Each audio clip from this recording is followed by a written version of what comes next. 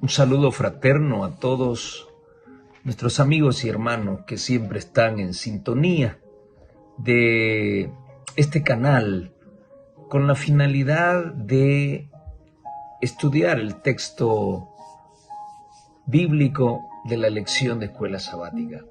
Bienvenidos una vez más a un nuevo repaso y ojalá que esta semana hayamos aprendido muchísimo y hayan quedado muchos principios fijos en nuestra mente y podamos aplicarlos, podamos vivirlos para adorar a Dios en la hermosura de su santidad y estar un día en su santo monte. Vamos a tener una palabra de oración para iniciar nuestro estudio. Nuestro Dios y Padre que está en los cielos, gracias, Señor, porque en medio de las turbulencias de la vida, del trabajo, de los estudios, nos ha permitido llegar acá con la finalidad de meditar en su palabra, de reflexionar en su palabra, con el afán no de vivir una religiosidad, sino con el afán de vivir en un estilo de adoración constante, continuo, eterno. Porque a usted aquí nos debemos. Una vez más, Señor, suplicamos que bendiga este estudio para gloria de su nombre. En Jesús se lo pedimos. Amén y amén. Muy bien, hemos llegado ya a la lección número 12. Un tema comprometedor y desafiante.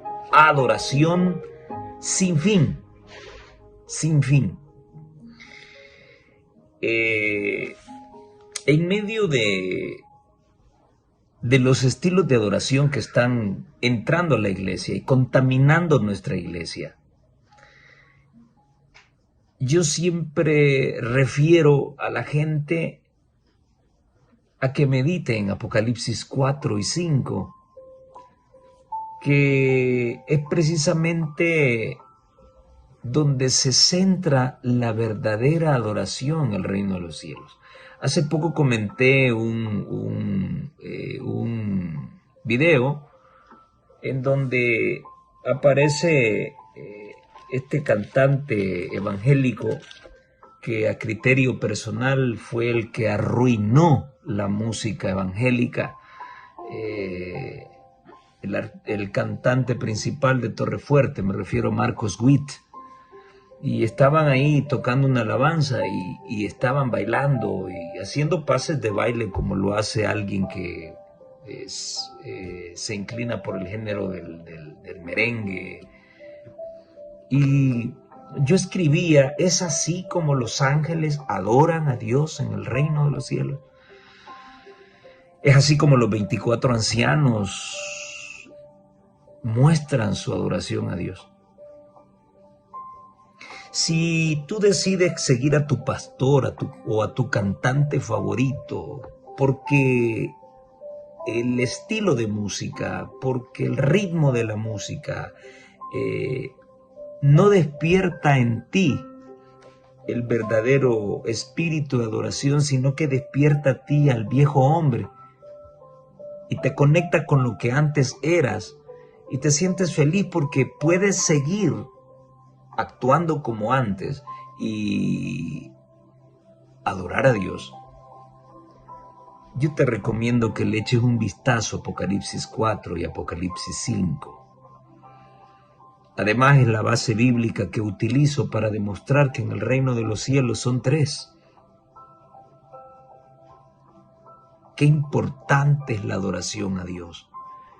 ¿Cómo será esa adoración sin fin? Por los siglos sin fin. Allí está definida, ahí está descrita. No te estoy refiriendo al folleto donde se describe oficialmente cómo debe ser la adoración del adventista del séptimo día. No te refiero allí, porque al igual que en la política, hay muchos líderes que pasan por alto los estatutos, pisotean los reglamentos Y como siempre lo he puntualizado, hoy en día se nos hace ver, se nos hace creer que quienes iniciaron este movimiento estaban equivocados por ser muy fundamentalistas. Y por ahí sé que andan un par de individuos diciendo de que yo no he cambiado mi forma de ser, siempre ando hablando de los pastores y esto. Bueno, hagan bien su trabajo y yo lo diré.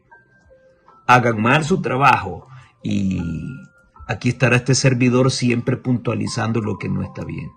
Seamos sinceros, si las cosas no van bien en la iglesia es por culpa de la dirigencia. Es culpa de aquellos que tienen la facultad de legislar, de decir esto se hace o no se hace, esto se enseña o no se enseña, esto pasa a la iglesia, esto no pasa. El encargado de eso es el dirigente. Y si nos hemos alejado tanto del canon bíblico, y si nos hemos alejado tanto de ese sistema de adoración y de ese evangelio que recibimos de Jesucristo, no es por culpa del pueblo nada más, es por la cabeza. Así que hagamos las cosas bien y yo lo diré. Pero hoy por hoy, mis señalamientos no son sin fundamento. Si alguno se molesta es porque o está metido en corrupción o porque está más interesado en el negocio de los diezmos y ofrendas y no realmente en la hermandad, en salvar a un pueblo, en alimentar a un pueblo, en guiar a un pueblo que se encuentra hoy rodeado de una enorme cantidad de voces que están tergiversando el evangelio. Y allí es donde los pastores, que son los que alimentan a la grey, deben saber y escoger muy bien qué pasto presentarle al pueblo. Pero lamentablemente hoy en día se nos da la misma basura que comen los otros movimientos religiosos. A la ley y al testimonio, si no hablaren conforme a esto, no les ha amanecido.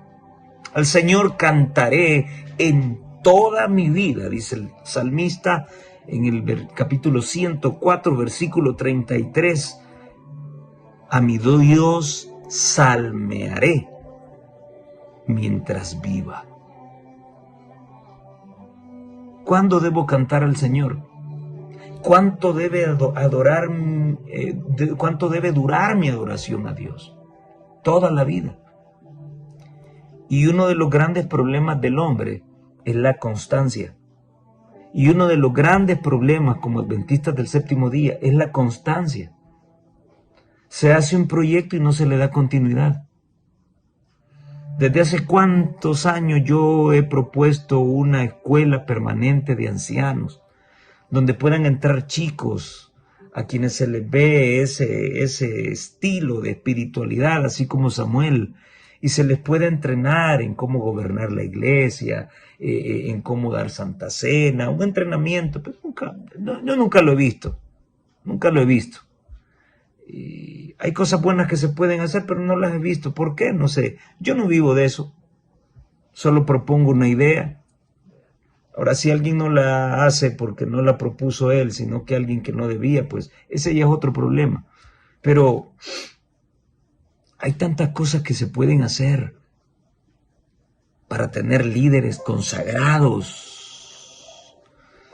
No solamente líderes que sepan de administración de empresas, no, líderes consagrados, así como Moisés, así como Noé, así como Enoc, así como Elías.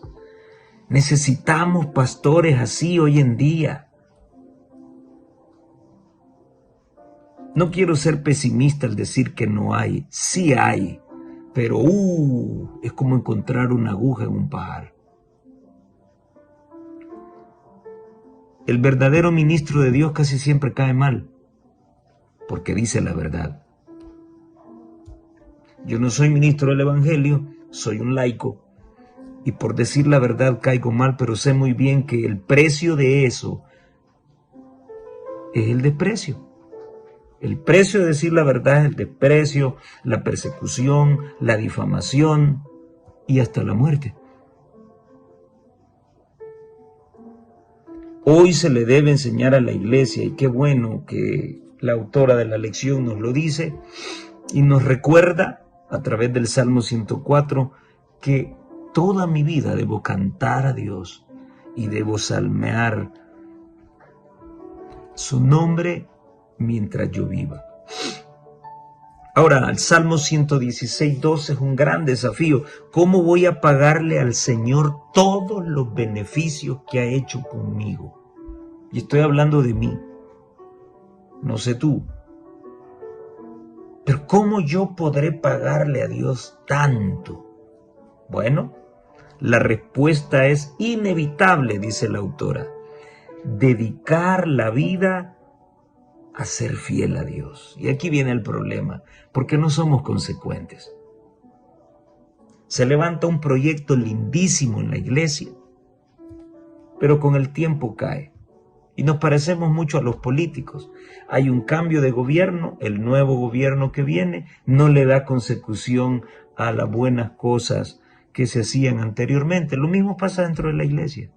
No somos consecuentes. Y en nuestra vida espiritual tampoco somos consecuentes. Llevamos un estilo de vida lleno de altibajos. ¿Pero por qué? Porque no terminamos de creer en Dios.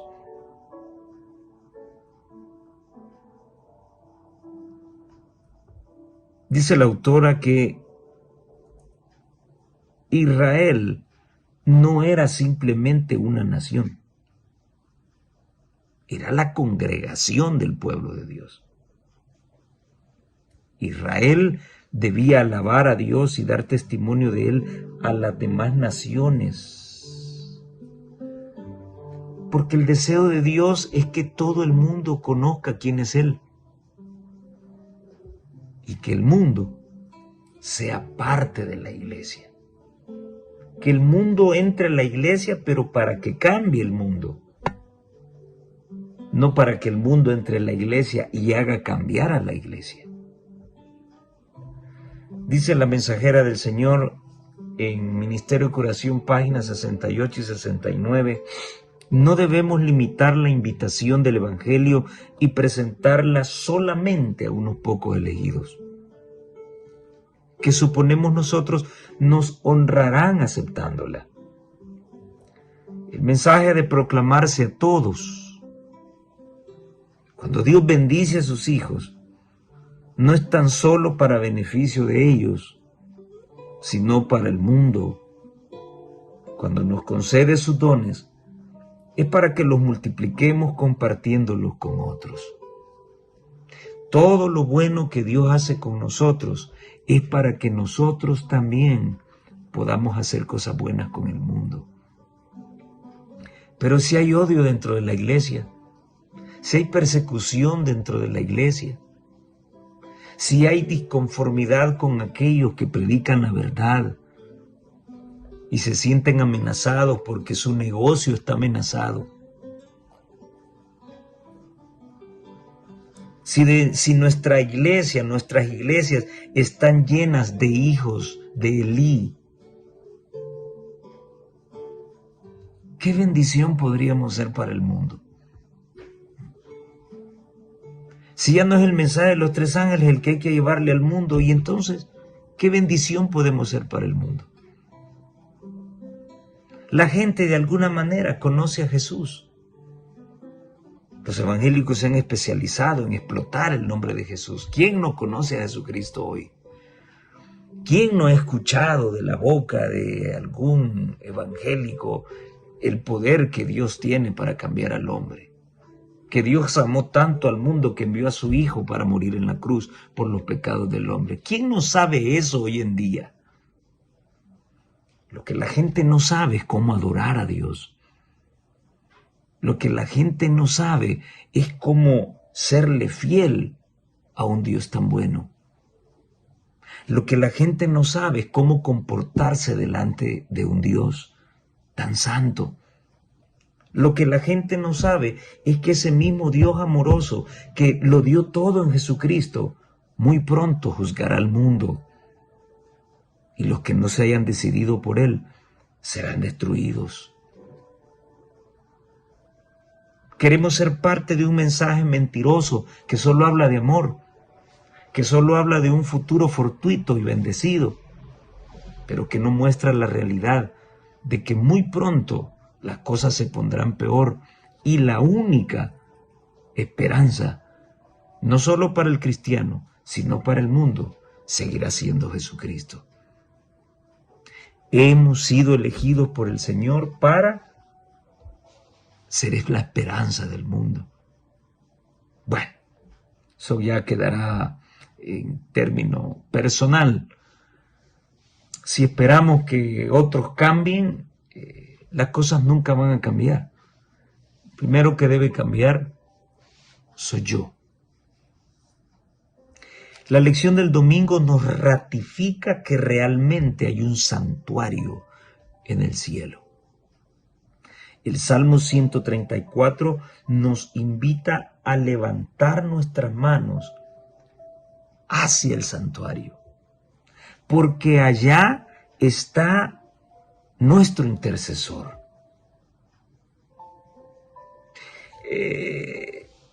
Este curita Luis Toro, que es especialista en torcer la palabra de Dios, dice de que los católicos saben muy bien que María no es la mediadora. Jesús es el mediador. Pero en cierta oportunidad él puso algunos ejemplos. Entonces, cuando los apóstoles mediaban en oración a través de los hombres. La mediación de la que habla la Biblia no se refiere a eso. La mediación que corresponde a Jesucristo no incluye solo eso. Estoy obligado como cristiano a interceder por mis semejantes. Pero la mediación de la que la Biblia habla es una mediación salvadora. Es la mediación entre la relación de Dios con el hombre. No hay ningún humano que tenga el poder de restablecer esa amistad. Solamente Jesucristo. Y Jesús tampoco necesita mediadores entre Él y los hombres.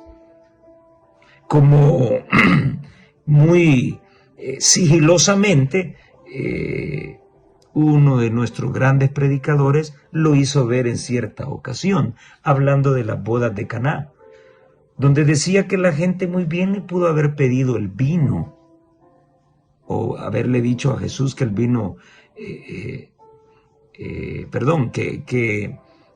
la gente hubiese recorrido directamente a Jesús, pero no recurrieron a Él, sino que a María. Eso es peligroso. La puerta queda abierta para pensar de que María es mediadora. Jesús es el mediador entre Dios y los hombres. No hay lazo humano que se necesite. ¿Por qué debo levantar las manos al santuario? Porque ahí está mi salvación. Porque ahí está el Jesús vivo que ha resucitado y que no está sumergido en una hostia, que no está encerrado en una hostia, y que ningún sacerdote tiene el poder de invocar para que se meta allí y vuelva a ser sacrificado. El sacrificio de Jesucristo fue realizado una vez y para siempre. La salvación del hombre se encuentra en el santuario de Dios, porque es allí donde Jesucristo mismo intercede por la humanidad en este momento. Dice la autora de la lección del domingo, como los israelitas adoraban al Dios invisible, a quien no se podía representar mediante ninguna imagen. El santuario, por eso es que Dios pidió que no se hicieran imágenes de lo que está arriba en los cielos, ni abajo en la tierra. Ese Dios sin rostro tenía un rostro, tenía una silueta a través del santuario que servía para reflejar la gloria del Señor y ofrecer un entorno seguro para que el pueblo pecador se acercara a su Rey Santo. Este encuentro lo inicia el propio Señor, porque fue el que pidió que se construyera un santuario, y está regulado por sus estatutos y sus decretos. No soy yo quien define cómo adorar a Dios, es Él quien lo define. No soy yo quien define cómo es que se deben hacer las cosas, es Él quien las ha definido en su santa ley y en su santa palabra, y a través de la palabra de los profetas. Entonces, esta declaración de Salmo 134, de bendecir al Señor y de alzar las manos al santuario, esto nos ratifica que realmente hay un santuario celestial que fue el modelo para crear una réplica aquí en la tierra. Y que el mismo ritual y las mismas actividades que en ese santuario terrenal se realizaban era una figura de lo que realmente se hacía en el reino de los cielos. Esa situación ya es una razón totalmente poderosa para alzar mis manos al santuario, porque de ese lugar depende el perdón de mis pecados. Porque en ese lugar se encuentra el único mediador entre Dios y los hombres, Jesucristo. Luego, el día lunes, el tema me conecta a dos textos maravillosos. Canta al Señor un cántico nuevo. Y el libro de Apocalipsis, en el capítulo 5 y el versículo 9, nos revela que cuando el Cordero inmolado tomó de la mano del Padre, de la mano del que estaba sentado en el trono, tomó aquel rollo sellado por 7 sellos, la palabra dice que los 4 seres vivientes y los 24 ancianos se postraron delante del Cordero. Todos tenían arpas y tenían copas llenas de incienso, que son las oraciones de los santos. Para Luis Toro, acá esto demuestra que allá arriba están vivitos y coleando todos los santos católicos, y ellos interceden con sus oraciones por la gente. Totalmente erróneo. La palabra de Dios dice que los santos son aquellos que guardan los mandamientos de Dios y tienen la fe de Jesús. Así que cuando aquel cordero, y ustedes recordarán esa tramo de la historia, cuando nadie podía abrir ese rollo. ¿Quién es digno, dijo alguien por ahí, de abrir el rollo y desatar sus sellos? Y Juan comenzó a llorar cuando vio que nadie podía abrirlo. Pero uno de los ancianos se acercó y le dijo: no te preocupes, hay uno que sí puede. Es el león de la tribu de Judá, la raíz de David. Él sí puede. Ese es Jesucristo.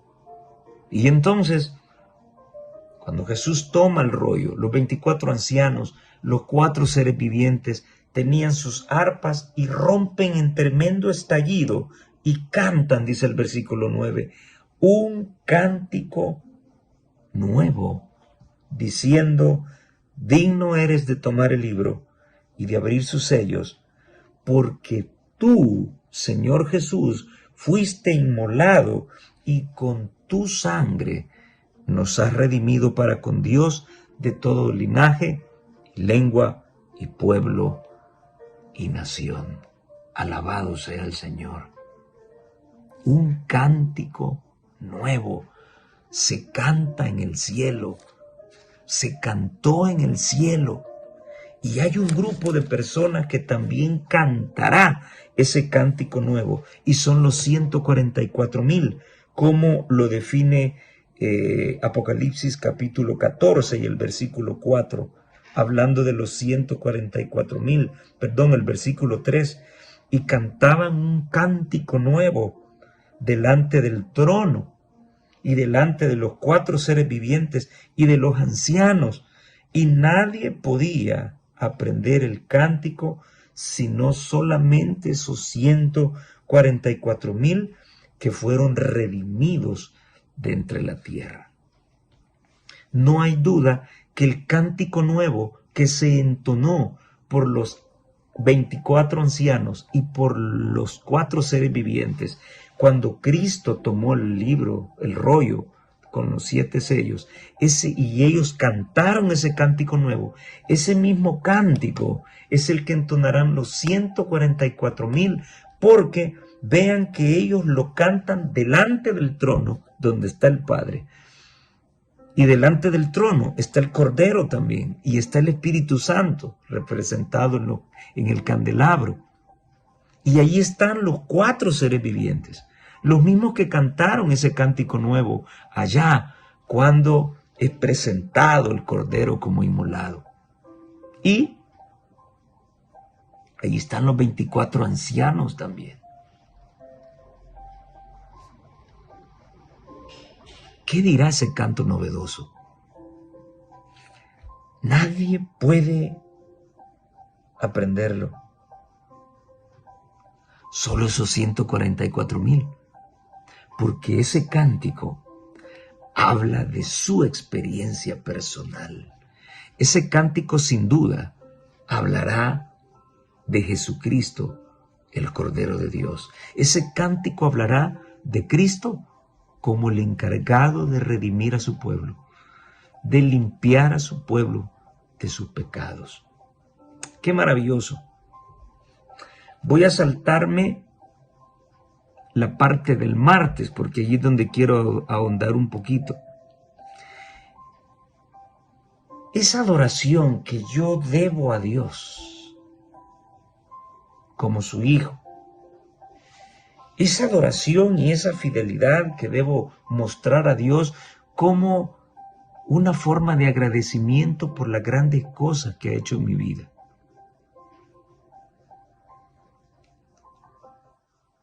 Debe exaltar la gloria de Dios ante la humanidad.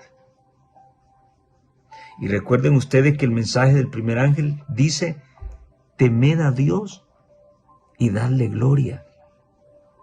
La lección del miércoles dice: declara su gloria entre las naciones. ¿Qué es lo que más llena tu boca durante la semana? En tu trabajo, en el colegio, en la universidad, en los negocios. Adoramos a Dios con nuestros labios. Le hablamos a la gente de la grandeza de Dios, de lo que ha hecho en nosotros. El mundo debe conocer la gloria de Dios. Y el mundo debe recibir la invitación de adorar al Creador. Y eso es lo que sábado a sábado debe recordarnos. No he dicho nos recuerda, porque el sábado estamos más entregados en el programa, estamos más entregados en los bautismos, en ir a recoger los diezmos, en la reunión distrital con el pastor. El sábado debe recordarnos que nuestra adoración la debemos solo a Dios. Y no hay otro Dios más que Él, ni dioses ficticios como María y todos los santos. El único Dios verdadero se llama Jehová, Elohim, como usted quiera llamarle, el Señor, el gran yo soy. Menos Alá. Alá no es el mismo Señor nuestro que adoramos. No es el mismo yo soy de la historia. No es el mismo. Y ese es otro tema interesante. El mundo debe conocer la invitación de adorar al Creador y rendirle gloria. ¿A través de quién? A través de la declaración que debe recibir de su pueblo precioso. Bueno, esto está impreso en el Salmo 96. Ahora, quiero pasar a la parte del martes. Alcemos las manos al santuario. Pero, ¿quién habitará en ese santuario? Interesante. ¿Quiénes son las personas dignas de adorar en la presencia de Dios? ¿Quiénes son? Y nos lo dice, esto nos lo dice el Salmo 15. Yo quiero hacer un preámbulo. En cierta ocasión escuchaba a un administrador hablando en su predicación sobre Job. Job, varón recto, temeroso de Dios y apartado del mal. Perfecto. Pero cuando mencionó eso dijo, pero esta perfección no significa que no tenía pecado. Yo siempre me pregunto, ¿cuál es la insistencia de mostrarle a la iglesia, de querer adoctrinar a la iglesia, haciéndole meter en la cabeza de que nunca vamos a poder dejar de pecar en esta tierra? No sé cuál es la insistencia. Lo único que se me viene a la cabeza es que algunos sienten tan sabroso el pecado, tan riquísimo, se están enriqueciendo con él, y para seguir recibiendo más, tratan de justificar esa actitud haciéndole creer al pueblo de que nunca vamos a dejar de pecar. Si usted, querido amigo, querido hermano que me escucha, y discúlpeme porque le voy a decir la verdad, ¿verdad? Y no me interesa que se moleste conmigo. Y como desde un principio lo he dicho, si voy a estar acá para repetir la lección como lorito, no estoy haciendo nada. Es más, ya me hubiese retirado del canal. Si estamos aquí porque vamos a escuchar la verdad. Y una vez más Dios va a hablar a nosotros. Y usted va a recapacitar y va a decir si esas personas que dicen que nosotros nunca vamos a dejar de pecar, de que al hablar de perfección y santidad no se refiere a sin pecado. Hoy vamos a conocer nuevamente la verdad a través del Salmo 15.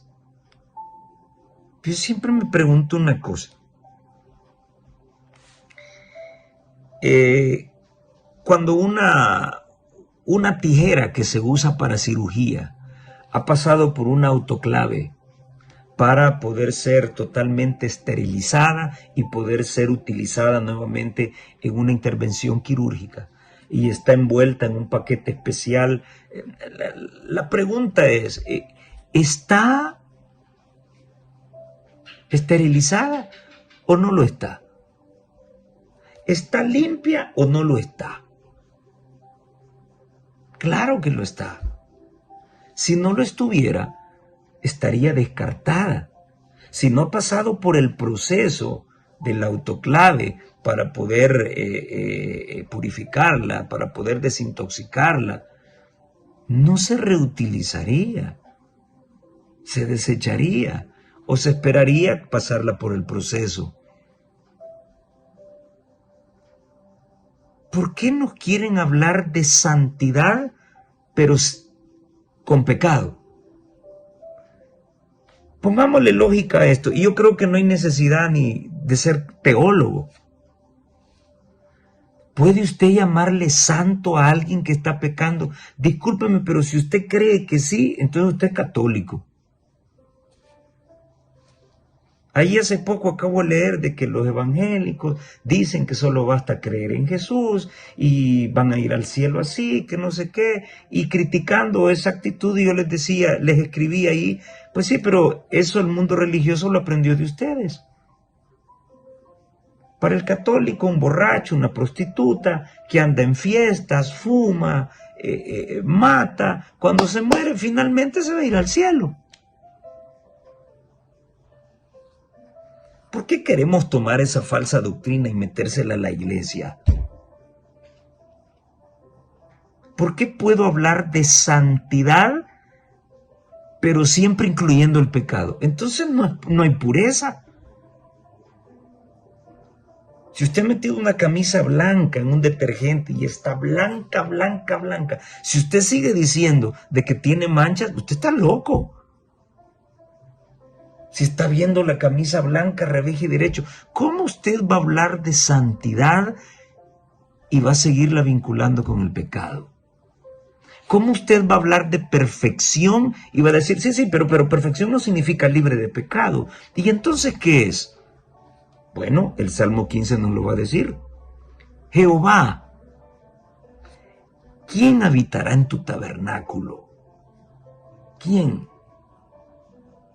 ¿Quién morará en tu santo monte? Que es el monte de Sión, la ciudad de Dios. ¿Quiénes tendrán el privilegio de entrar a esa ciudad? Y el mismo Salmo responde, el que anda en integridad. En algunos colegios se premia al alumno integral. Está el estudiante que es inteligente, ¿sí?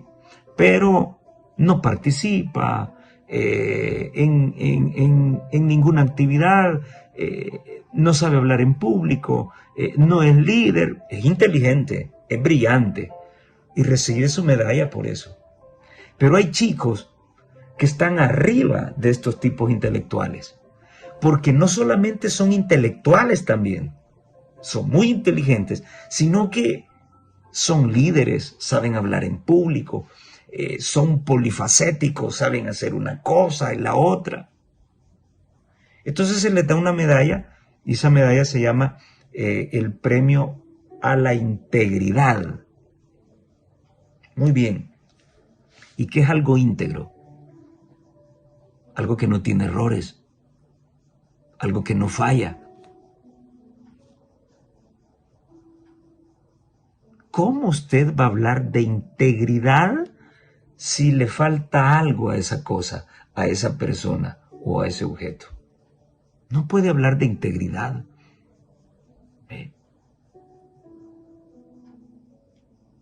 ¿Quién morará en tu santo monte? ¿Quién estará en tu tabernáculo? El que anda en integridad y hace justicia. Puede ser el mejor pastor a nivel administrativo, a nivel teológico, con mucho conocimiento, con mucho liderazgo. Puede ser el mejor anciano con gran liderazgo. Pero si no eres íntegro y no eres justo, no eres nada. No se puede decir que eres íntegro si eres corrupto. No se puede decir que eres justo si te bañas con injusticia. El que anda en integridad y hace justicia y habla verdad en su corazón. 3 características. ¿Quiénes son los que estarán un día en la ciudad de Dios? Los que se saben los 10 mandamientos. Los adventistas del séptimo día. Son 3 características. El que anda en integridad, el que hace justicia y que habla verdad, no a los demás, no, a su corazón. Porque si el hombre es capaz de no engañarse a sí mismo, entonces no engañará a sus semejantes. El que no calumnia con su lengua, característica número 4, ni hace mal a su prójimo, característica número 5, ni admite reproche alguno contra su vecino. Aquel cuyos ojos el vil es menospreciado. Tremendo. Pero honra a los que temen a Jehová. El que aún jurando en daño suyo, no por eso cambia. Quien su dinero no dio a usura, ni contra el inocente admitió cohecho. El que hace estas cosas, oigan esto, no resbalará jamás. ¿Por qué pecamos? Porque no somos íntegros, no somos justos, no hablamos la verdad en nuestro corazón, nuestra lengua es calumniosa, le hacemos mal a nuestro prójimo, llenamos de reproches a nuestro prójimo, menospreciamos, deshonramos a Dios, por eso es que pecamos. Los métodos de Dios no fallan, los del hombre sí. Si tú eres íntegro, si tú haces justicia, si tú hablas verdad a tu corazón y haces todo lo que te menciona el Salmo 15 en esos versículos, no resbalarás jamás. Te lo traduzco si no me has entendido. No pecarás jamás. ¿Qué es resbalarse? No es caerse. A ver, ¿qué hermenéutica vas a aplicarle? Resbalarse no es caer en pecado. Mancharse no es caer en pecado. ¿Recuerdan en Primera de Pedro la escalera de Pedro? Y al amor fraternal agregarle esto y a esto. ¿Recuerdan? Y más abajito dice, y haciendo todas estas cosas, no caeréis jamás. Te lo traduzco si no lo has entendido. No pecarás jamás. Pueblo mío, los que te dicen que nunca dejarás de pecar en esta tierra, te engañan. La Biblia dice que sí, porque tú y yo todo lo podemos en Jesucristo. Ahora, si tú eres de los que cree que nunca vas a dejar el pecado, entonces puedes ponerte en la lista de los que nunca estarán en el monte de Dios. Nunca estarán en el templo de Dios, en el santuario de Dios. Porque para estar allí, en esta tierra, debes aprender a vivir sin pecado. La santidad, bueno, pero esto lo he dicho yo, y el problema es que lo diga yo. Y mis enemigos comienzan a puntualizar y a señalar, es que sigue hablando de los pastores, es que sigue, el problema es que yo lo diga. Ok, va a hablar la autora de la lección. La santidad es un requisito obligatorio para entrar en la presencia de Dios. Va, ella lo dijo, no lo dije yo. Oh, es que Elena de White, ok, lo ha dicho alguien que no es Elena de White. La santidad es un requisito obligatorio para entrar en la presencia de Dios. La santidad de Israel debía ser total. Total. No puedes hablar de santidad si todavía estás pecando. Y quiero recordarte un texto que ya he compartido contigo un montón de veces.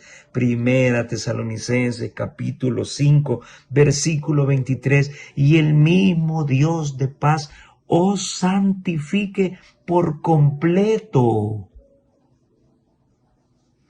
de tal manera que todo vuestro ser, vuestro espíritu, vuestra alma y vuestro cuerpo sea guardado irreprensible para la venida de nuestro Señor Jesucristo. Irreprensible, sin pecado, santo, perfecto, íntegro, justo, son sinónimos. Debes estar sin pecado, guardado sin pecado antes de que Jesús venga. Maravilloso. ¿Te dolió el estómago? Es porque todavía estás acariciando tu pecado. ¿Te dolió el corazón y te da vergüenza ver al cielo? Excelente. Eso es lo que Dios busca. Que vayas a tu interior y te des cuenta lo que estás haciendo. ¿Oíste lo que dijo el Salmo 15? ¿Quién estará en el monte santo, en el santuario de Dios? El que habla verdad a su corazón. Entra en ti. Ahora, no estoy hablando de los gnósticos. El gnóstico dice que entres en ti porque en tu interior está la fuerza para que salgas adelante. No, yo te estoy diciendo que entres a ti para que veas la suciedad que está dentro de tu corazón. Y para que cuando la encuentres, ahora busques ahí arriba la solución y la limpieza.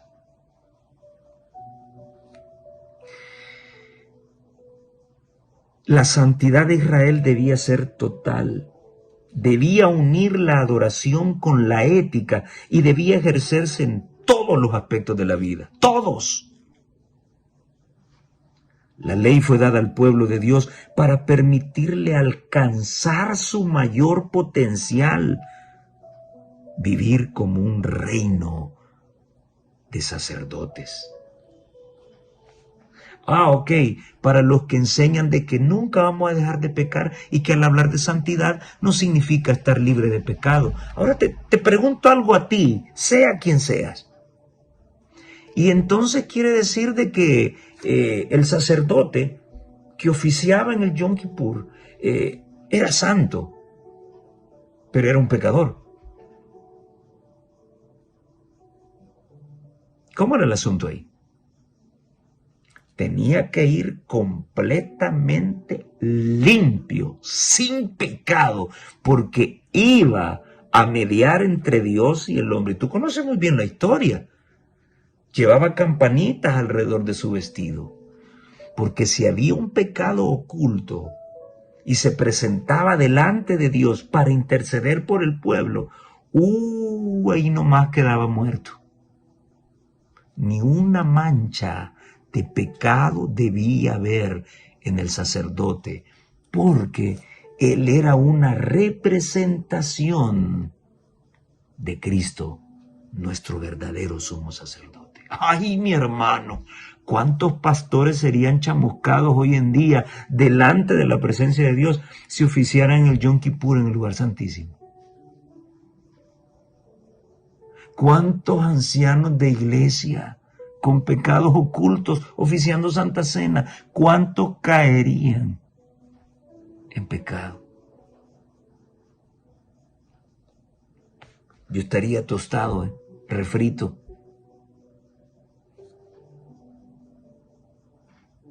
Ser santo es no tener pecado. Al sacerdote y a los que oficiaban se les exigía santidad, no a medias. Total, dice la autora de la lección, total, y está de acuerdo con 1 Tesalonicenses 5:23. Entonces, señores, es más fácil que digan, sí se puede dejar de pecar en esta tierra, pero yo no quiero. Esa es otra cosa, esa es otra cosa. Pero querer limitar el poder salvador y regenerador de Dios solo porque yo no quiero dejar de pecar. Entonces quiero torcer y enseñárselo así a mi pueblo. Estamos mal. Estamos mal. ¿Y qué significa ser santo? Bueno, ya lo leímos, y el Salmo 124 dice, ¿quién subirá al monte de Jehová y quién estará en su lugar santo? El de manos limpias y de corazón puro. Bueno, y si ya pasaste 15 minutos con el jabón, por ahí anda el tiempo en que un cirujano se lava, ¿no? Y se lava y se lava, y ¿está limpio o no está limpio? No puedes decir que está limpio si hay una mancha. Y eso es lo que nos quieren transmitir ahora. No, ser santo no significa ser sin pecado. ¿Y qué es? ¿Qué es entonces? La santidad, dice la hermana White, es la verdad aceptada y practicada en el corazón. Haciendo todas esas cosas, no resbalaréis, no caeréis, jamás.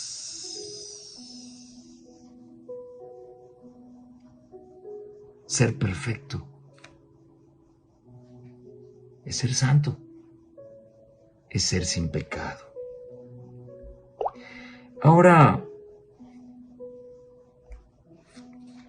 Ahora viene la contraparte. Cuando Dios no se deleita de mis sacrificios. Ustedes saben que el sacerdocio se vició.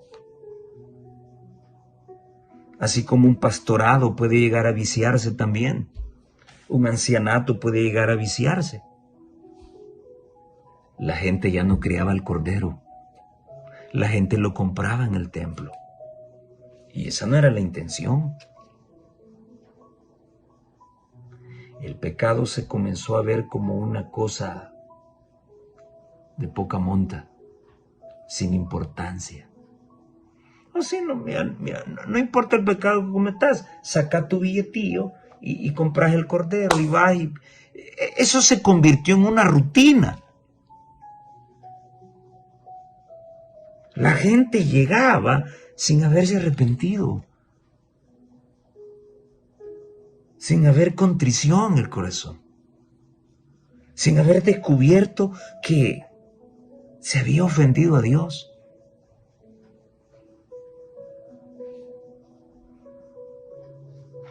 Me encanta lo que dice la autora de la lección. La fatal distancia entre la adoración y la espiritualidad. Y yo no le llamaría la espiritualidad, yo le llamaría la consagración. Y no me digas que no. ¿Cuánto vamos a la iglesia los sábados porque se ha convertido en una rutina? Y lo que vamos a hacer es a lucir nuestro dinero, nuestros vehículos, nuestros vestidos, nuestros zapatos. Vamos a adular. Y que el líder, y que el cargo, y que don fulano y don mengano, y tiene tantos títulos que no le caben en el pecho.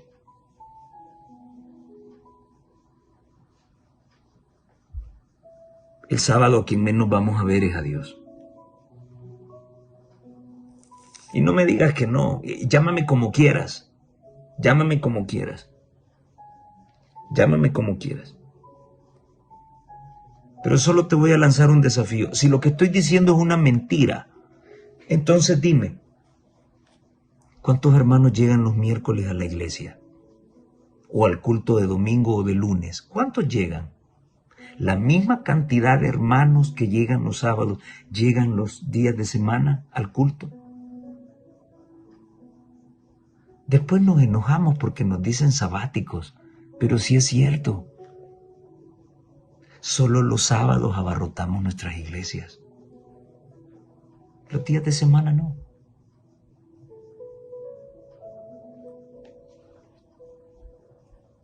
Es un mero discurso. Dice la autora que los salmos no están hablando en contra de los sacrificios. Eran vitales, porque el cordero representaba a Jesús. El problema era que el sacrificio era más importante que un corazón contrito y humillado. Yo me imagino que algunos terminaban su sacrificio y ya tenían programado cuál era el siguiente pecado que iban a cometer. Licencia para continuar. Ese era el pecado. Y oigan esto. Lo dice la autora. Cuando se quiebra la unidad entre la expresión externa de la adoración y la correcta motivación interna para adorar, los rituales suelen ser más importantes en sí mismos que la experiencia real de acercarse a Dios. Es decir, las formas de culto se convierten en un fin en sí mismas, en contraposición al Dios al que se supone que esos rituales señalan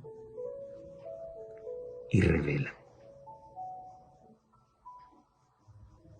¿De qué servían estos sacrificios si el corazón de quienes lo ofrecían no estaba lleno de arrepentimiento, fe y dolor por el pecado?, dice ella. El sábado estamos más preocupados en el programa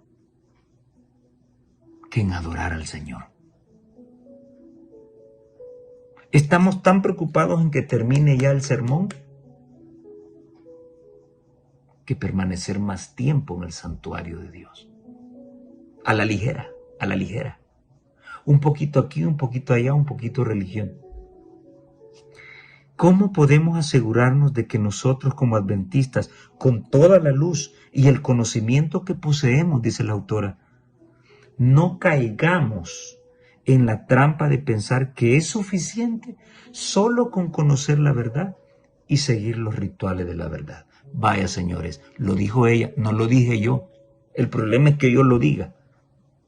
Lo ha dicho ella, la que tiene credenciales para escribir. Esta lección pasó por una revisión. Todavía hay gente a la que Dios usa.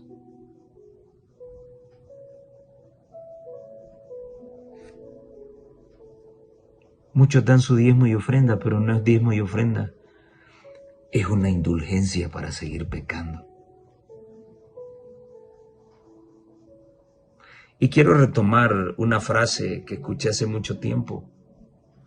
Dios no va a venir a contar a su pueblo, lo va a venir a pesar. Y tú y yo lo sabemos. Tenemos que ir a predicar el evangelio a toda nación, tribu, lengua y pueblo. Sí, pero no todos se van a convertir, no todos van a creer. Y hoy queremos meter a la gente a la fuerza.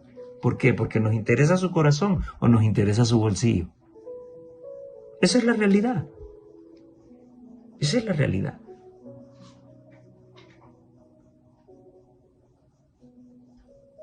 Debemos cambiar nuestra adoración. Debemos cambiar nuestra forma de hacer las cosas. ¿Porque yo lo digo? No. ¿Porque la lección lo dice? No. Porque así lo exige la palabra.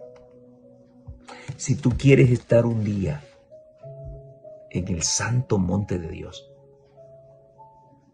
en el santuario de Dios, debes tener manos limpias y no corruptas. Debes ser íntegro, justo, y debes hablar verdad a tu corazón. No se puede, te dirán algunos. El Salmo 15 te dice que sí se puede, porque haciendo todas estas cosas, no resbalaréis jamás. Te dejo el desafío. Dios te bendiga y nos vemos en la próxima.